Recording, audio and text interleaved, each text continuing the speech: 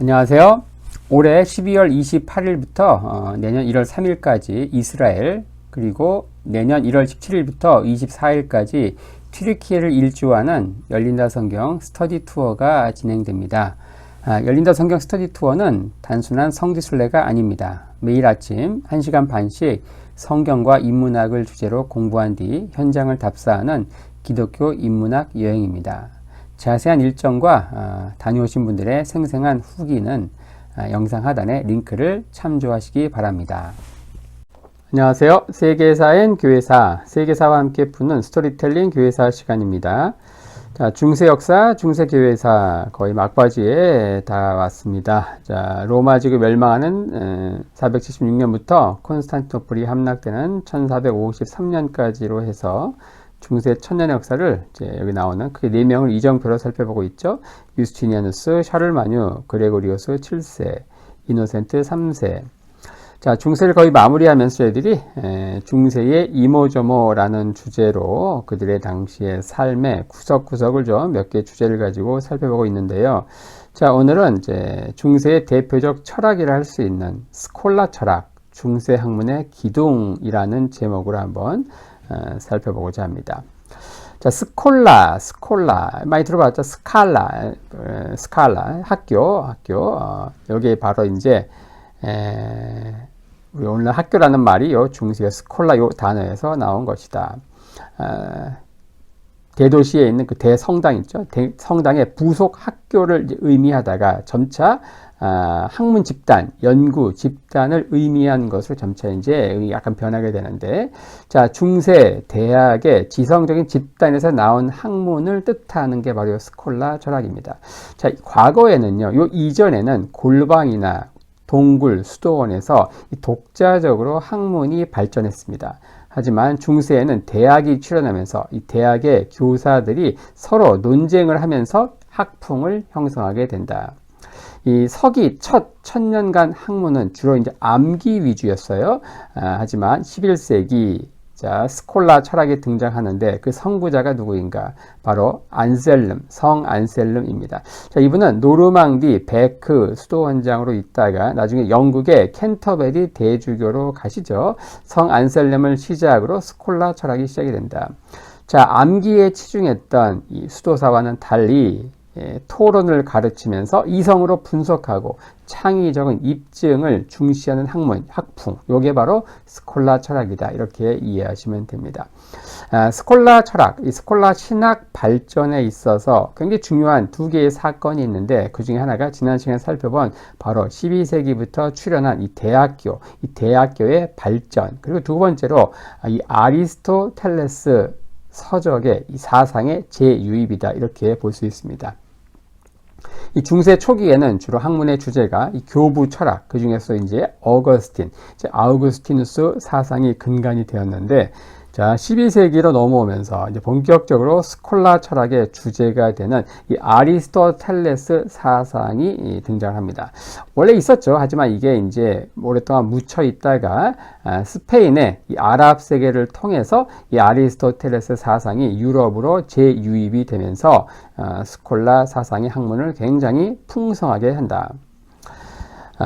이 아리스토텔레스 서적이 재유입이 되는데 이것은 바로 초대교회 당시 교부 가운데 저스틴이 있죠. 이 저스틴 이후 서방 신학은 주로 이 플라톤주의 철학의 일색이었다. 이 간혹 아리스토텔레스의 논리학 정도만 신학에서 잠깐 소개되기도 했는데 거의 묻혀 있었죠. 하지만 스페인에서 활동했던 유명한 이 아랍 출신의 아랍인이죠. 요 아리스토텔레스 사상의 대가, 바로 라틴어로는 이제 알려진 게 아베로에스인데 아랍어 이름은 이제 이븐 루시드라고 합니다. 같은 사람이에요. 이제 아랍어로는 이븐 루시드, 그리고 라틴어로는 이제 영어식으로는 아베로에스라고 하는데, 이 아리스토텔레스 철학의 유명한 대가로서, 유명한 주석가로서 그의 사상이 유입이 되고, 바로 그 사상에 상당히 많은 빚을 진 분이 바로 중세 유럽이 나온 최고의 석학 토마스 아퀴나스라고 하죠. 자, 파리 대학을 중심으로 해서 이 아리스토텔레스 사상이 연구가 되는데, 자, 이로 인해서 이성, 즉 철학은 신앙, 즉 신학 등 어떤 제한도 받지 말아야 한다는 학풍. 그러니까 이성이 자유롭게 연구할 수 있도록 해야 한다는 그런 학풍이 점차 이 파리 대학을 중심으로 대세를 이루게 된다는 것입니다. 자, 이 아리스토텔레스 사상이 유입되면서 중세 유명한 그 논쟁이 발생합니다. 그게 뭐냐, 바로 보편 논쟁이라고 하죠. 보편 논쟁. 이 보편 논쟁이라는 건 뭐냐? 자, 보편이라고 하는 게 실제로 존재하는가? 그러니까 실제로 있다. 그게 이제 실제론이에요. 보편, 그건 이제 명칭에 불과하다. 유명론이라고 하죠. 단지 이름뿐이다. 자, 이것은 이제 중세 사상사에서 이 보편적인 것에 대한 회의를 초래하게 되는데, 이게 이제 어떤 식으로 이제 나타나냐면 바로 종교나 신, 보편적인 가치, 개념, 이 종교, 신, 이런 것들에 대한 이제 그게 실제 하느냐, 아니 단지 이름뿐이냐, 이런 식으로 논쟁이 가는 거기 때문에 종교나 신에 대한 회의로 자연스럽게 이어지게 되죠. 자, 이렇게 되면서 개별적인 것, 그리고 개인적인 것에 대한 새로운 가치가 부여됩니다. 중세 초기에는 어떤 보편적인 것, 신이랄지 뭐 종교랄지 이러한 보편적인 것에 대한 연구만 하고 그게 실제 있다고 하다가, 자, 그런 것들이 실제 있는 것이냐 아니면 단지 이름뿐이냐 이러면서 점차 개별적인 것, 개인적인 것에 대한 새로운 가치가 부여된다. 즉 신에 대한 관심에서 점차 개별적인 인간에 대한 관심으로 가게 되고, 요게 이제 점차 르네상스로 이제 문화적인 학풍으로 또 발전하게 되는 것이죠. 자, 지난 시간에 살펴봤던 이 파리 대학에 나온 최고의 스타, 이 피에르 아벨라르, 이분이 바로 이제 이 유명론을 주장하면서 유명해지는데, 자, 이런 것들 때문에 클레르보의 버나드라고 하는 분이 이 아벨라르를 이단으로 정죄하기도 하고 합니다. 하지만 뭐 피에르 아벨라르 이런 분들도 본래는 이제 신앙을 배격하려고 하는 게 아니고 신앙을 잘 규명해 보려고 하는 시도에서 출발했다. 이 중세 당시 이 철학의 도전은요, 오늘 근대로 넘어오면서 이 과학의 도전과 상당히 유사하다. 자, 근대에도 이제 과학이 발전하면서 이 신앙, 이 종교는 거기에 대해서 제대로 대처하지 못해가지고 이제 과학의 발전을 이제 막고 막 이렇게 하잖아요. 그러니까 이 시기 중세에도 이 철학의 도전이 그러했다. 특히 이제 아리스토텔레스, 이성을 중시하는 요 아리스토텔레스 철학이 들어오면서 신학은 영적 대지진이 일어나게 되죠. 자, 이 중세 초기의 그 사상은요, 주로 이제 이 터툴리안, 초대 교부 가운데 터툴리안이나 이 어거스틴의 사고, 이런 것들이 이제 중세 사상을 대표한다고 볼 수 있어요. 당시 이 계시와 이성의 관계는 이런 식으로 표현했습니다. 터툴리안 같은 경우는 이 철학은 세상 지혜의 도구이므로 쓰레기다. 부정합니다. 부정해버려요. 그래서 철학 같은 거 필요 없다는 거예요. 또 어거스틴 같은 경우는 이제 이렇게 이야기합니다. 우리가 이해하는 것은 신앙의 대가라는 거예요. 신앙을 통해서 이해한다는 거예요. 그래서 먼저 믿어야 하나님 주신 계시를 통해서 우리가 이해하게 된다는 거예요. 다 여기서 뭘 느낄 수 있습니까? 계시와 이성의 관계는 어느 게 더 우월합니까? 우월한 걸 떠나가지고 계시가 그냥 절대적인 거고, 인간의 이성이라는 건 뭐예요? 거의 터부시 됐다. 하지만 어때요? 이 스콜라 철학이 이제 발달하면서, 특히 아리스토텔레스 사상이 유입되면서 이 스콜라 철학의 학풍 자체가 계시와 이성의 관계에 있어서 시대별로 중요한 입장의 차이를 보이게 돼요. 그러니까 초기에는 이 계시가 인간의 모든 지식, 이성을 앞선다라는 학풍이 대세를 이루다가 시간이 지나면서 어때요? 이게 바뀌는 게 역전현상 발생합니다. 이성이 계시보다 우위에 있다. 그렇게 한참 갑론을박하다가 나중에는 어때요?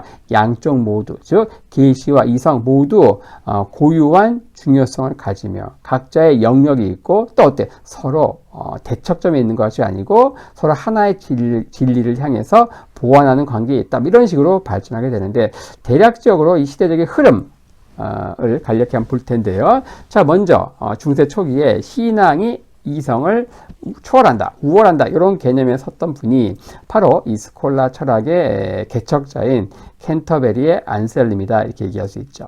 이 스콜라 신학의 선구자로서, 자, 이미 우리 역사에서 살펴봤죠. 1066년 노르망디 공작이었던 윌리엄이 영국을 정복을 합니다. 그러면서 영국의 가장 큰 수도 그 성당인 캔터베리 대주교로 이 안셀렘을 초청을 하죠. 안셀렘은 그 전에 노르망디 지역에 있던 베크 수도 원장이었어요. 이 안셀렘의 중요성은 신앙 문제에 대한 해답을 얻기 위해서 이성을 최초로 사용을 했다. 이런 점에서 이제 그가 이 스콜라 신학, 스콜라 철학의 선구자로 이렇게 인정되는 것입니다. 자, 그는 하나님의 존재를 증명하기 위해서 이성을 사용했고요. 또 왜 하나님이 이 성육신, 인간의 모습을 이때 오셨는가, 그 성육신의 동기가 무엇인가, 이런 것들을 이성적으로 규명을 합니다. 어쨌든 이런 식의 이제 시도를 했고요. 자, 그리고 또 신앙이 이성보다 우월하다, 그런 입장에 서 있는 분이 로저 베이컨입니다. 이분은 프란치스코의 수도사이신데, 이분은 어떤 말을 했는가? 이 세상에 있는 모든 지식은요, 이 보편적인 계시의 파편에 불과하다는 거예요. 그러니까 우리가 아는 지식들은 하나님이 위에서 내려주시는 계시의 일부, 편린, 파편에 불과하다. 이 세상의 지식 중에서 가장 완벽한 게 수학이라는 거예요. 하지만 그 수학으로도 영원한 삶, 구원, 영적인 것, 이런 것들을 설명하지 못한다. 그러면서 뭐가 우월하다는 거예요? 이성보다 계시가 우월하다. 그런 입장에 서신 분들입니다. 하지만 이게 나중에 이제 중세, 중기로 넘어오면서 이성이 오히려 계시보다 우월하다. 이런 주장이 나오게 돼요. 여기에 서 있는 분들이 바로 시거, 또 뭐 보에티우스, 뭐 이런 분들인데, 이게 나중에는 가면 이제 갑론을박을 하다가 결국 이성과 계시 간의 조화를 추구하게 된다. 자, 새로운 이 철학을 통해서 기독교 신앙의 보다 깊은 이해에 도달할 수 있는 가능성을 탐구하게 됩니다. 그러니까 철학과 이성이 서로 이제 양극단에 있는 물과 기름처럼 섞일 수 없는 뭐 그런 게 아니고 양립할 수 있는, 서로가 서로를 도와줄 수 있는 그러한 그 신앙의 이해를 더 깊게 하기 위해서 철학, 이성이 필요할 수 있다. 뭐 이런 식의 시도를 한 분들이 바로 세 번째 살펴보려고 하는 분들입니다. 여기에 선 대표적인 학자가 바로 데알버트라고 하죠. 또 그분의 청출어람의 제자, 바로 토마스 아퀴나스입니다. 이 데알버트는요, 이 철학과 신학을 명확히 구분을 합니다. 그러면서 하는 말이 이 신의 존재나 창조를 증명하려는 철학자는 자격 없는 자들이다, 이렇게 얘기합니다. 왜냐? 신학의 영역에서, 또 이 철학의 영역에서 규명할 수 있는 것 자체가 다르다는 거예요. 어떤 과학적인 내용은 어때요? 계시로, 신학으로 할 수 없겠죠. 그건 과학이나 철학으로 해야 되겠죠. 또, 신의 존재라든지 이런 것들은 이제 신앙의 대상인데, 그걸 가지고 과학이나 철학 이런 것들을 하려고 하는 시도 자체가 말이 안 된다. 그래서 신학의 영역과 철학의 영역을 철저하게 구분을 하고, 자, 이러한 스승 데알버트의 사상을 이제 잘 정리, 발전, 종합한 인물이 그의 제자 토마스 아퀴나스다. 자, 그는 이제 다방면의 주제를 대해서 날카로운 통찰력으로 분석하고 종합한 인물입니다. 그의 엄마 테오도라는 황제를 배출했던 이 호헨슈타우펜 왕조의 왕족 출신이에요. 1224년 나폴리에서 태어났는데, 그는 발육이 늦어가지고 행동이 굉장히 느리고 또 몸도 굉장히 뚱뚱했다 그래요. 그래서 어릴 때 별명이 우둔한 황소다라고 합니다. 그는 19살에 이 도미니크 수도사가 되기로 결심을 하는데, 부모님은 이제 당시 작고 신생 수도원에 들어가는 것을 반대해요. 그러면서 굉장히 우둔한 선택을 했다고 책망을 합니다. 대신에 전통이 있는 이 베네딕트 수도원에 갈 것을 권유하죠. 하지만 아들이 고집을 꺾지 않자 2년간 성에 가두기도 해요. 하지만 결국은 허락하게 되죠. 자, 그는 도미니크 수도사가 되어서 아예 이 학문과 결혼을 하게 됩니다. 몸집이 크고 또 말도 없고 조용해가지고 그 수도원에 들어가서 또 다른 별명을 얻게 되죠. 이 우둔한 벙어리 황소다, 이러한 그 약간 조롱 섞인 별명을 얻게 되는데, 하지만 그는 스승 데알버트를 만나서 그 속에 잠재된 천재성이 점차 부각이 됩니다. 데알버트는요, 이 파리대학의 교수로서 당대를 대표하는 천재였어요. 당시 모든 분야에 상당히 조예가 깊었고, 자, 그는 이제 아리스토텔레스 철학의 대가로서 이 자연과 이 사물에 대한 연구를 굉장히 강조하게 됩니다. 그래서 근대 과학의 발전에 상당히 많은 기여를 한 인물로 평가가 되죠. 당대 많은 과학자들이 책을 써요. 과학책을 쓰고서 그 책들을 바로 데알버트에게 헌사했다고 합니다. 단테의 신곡에 가장 지혜로운 인물로 이 데알버트와 그의 제자인 토마스 아퀴나스가 등장하기도 하죠. 이 데알버트는 자신의 제자인 이 토마스 아퀴나스에 대해서 이런 말을 남깁니다.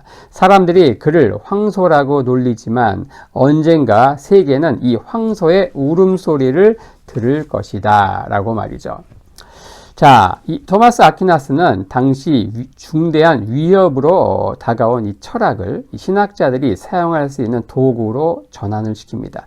이 13세기는 이제 종교적 그리고 지적 위기의 시대였다. 이미 한번 살펴본 바 있는 중세 2단, 알비파로 대표되는 중세 2단의 발흥과 폭발적인 성장도 바로 이 시기에 있었어요. 그래서 이걸 이제 대처하기 위해서 도미니크의 수도사들이 또 만들어지기도 해요. 토마스 아퀴나스는 자신의 모든 사상을 집대성해서 신학 대전으로 완성했는데 그는 여기에서 이제 신앙과 이성의 조화를 실현합니다. 그는 아리스토텔레스의 이성적이고 자연적인 것도 인정하지만 또 초자연적인 것, 즉 신앙도 인정하고 그것이 더 중요하다고 이야기합니다. 그리고 결국은 진리는 하나이기 때문에 이 학문에 의한 진리와 신앙에 의한 진리가 일치할 것이다 라고 전제를 하죠. 이 토마스 아퀴네스의 사상 자체를 이제 이야기한다고 하면 바로 어거스틴 플러스 아리스토텔레스 플러스 신 플라톤 플러스 이슬람교 플러스 유대교, 당시의 모든 사상을 하나로 짬뽕처럼 집대성했다. 그래서 한때 이 토마스 아퀴나스는 이단으로 비난받기도 해요. 왜냐, 이 이슬람 사상, 유대 사상이 그 안에 이제 물씬 풍겨나거든요. 하지만 어때요? 이후 신학과 철학 발전에 커다란 영향을 끼친 인물로 재평가가 되죠. 그는 50세에 사망을 했는데요. 스승 대알버트는 더 오래 살아남아서 제자의 이론을 열심히 설파하고 다녔습니다. 1273년 그는 건강이 악화된 가운데 그동안 써오던 책을 중단하고 기도로 3개월을 채우게 됩니다. 그리고 얼마 후 돌아가시는데 돌아가시기 전에 이런 말을 했다고 합니다.